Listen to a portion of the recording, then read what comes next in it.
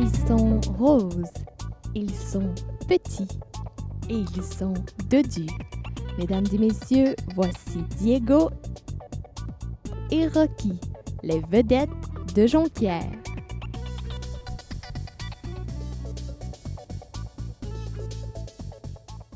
Rocky et Diego proviennent tous deux de l'éleveuse de Chipcha, Marie-Claude Bouchard. Elle a fait des micro-cochons sa passion il y a de cela 3 ans. Elle est maintenant propriétaire d'une quinzaine de petits cochons, des micros et des minis. Ce qu'il y a vraiment de micro, là, c'est vraiment entre 12 et 14 pouces de haut. C'est vraiment les plus petits cochons au monde. Pour ce qui est des minis, ça peut aller jusqu'à 15, 16, 17 pouces de haut à peu près.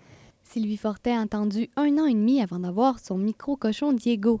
Elle désirait un petit mâle rose et comme il n'y a que 2 éleveuses de micro-cochons au Québec, elle a dû attendre que Marie-Claude ait un petit cochon qui correspondait à ses critères. La petite bête nécessite un entretien bien particulier car il faut hydrater sa peau qui est fragile au froid et au soleil. Les gens pensent que ça se roule dans la bouette parce que c'est sale. C'est pas vrai, c'est tout simplement pour protéger leur peau.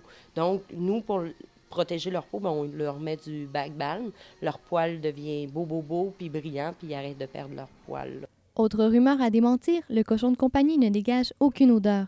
Il fait ses besoins dans une litière et s'entend à merveille avec les autres animaux et les enfants. Il est silencieux, mais comme il est plus craintif qu'un animal comme le chien, il peut parfois avoir des petites crises de panique. Comme là, c'est pas une grosse crise, là, il est juste fru un peu. Parce qu'un cochon qui est fâché, là, ça crie fort. Diego, qui avait 5 mois lors du tournage, est vite devenu la mascotte du salon de coiffure Sarah Jones sur le boulevard Harvey.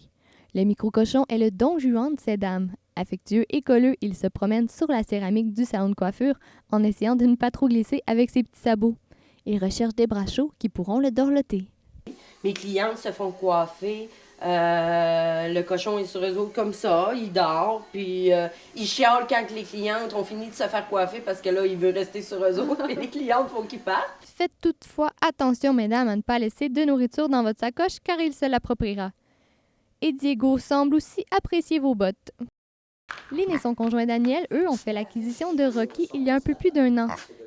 Mais pourquoi choisir d'adopter un cochon plutôt qu'un chien ou un chat? Moi, j'adore les animaux. J'ai tout le temps été quelqu'un qui voulait avoir des animaux dans la maison. J'ai essayé toutes sortes d'animaux, mais ça faisait pas, ça marchait pas à cause des allergies.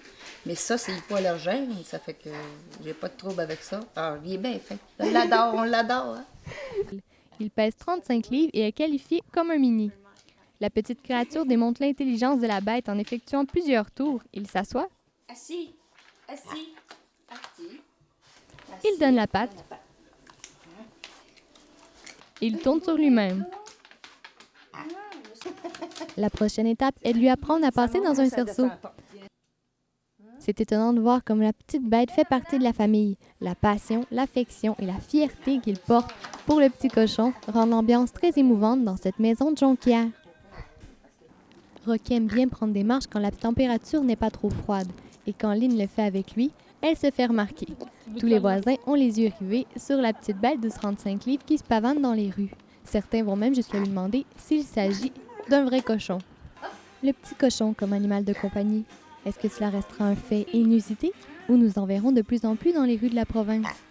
Quoi qu'il en soit, même si les prix sont élevés dû à la rareté de l'animal, car il varie généralement entre 500 et 2500 $, les deux propriétaires ne regrettent en rien leur choix. C'était Mélissa Bloin pour 4 minutes Topo.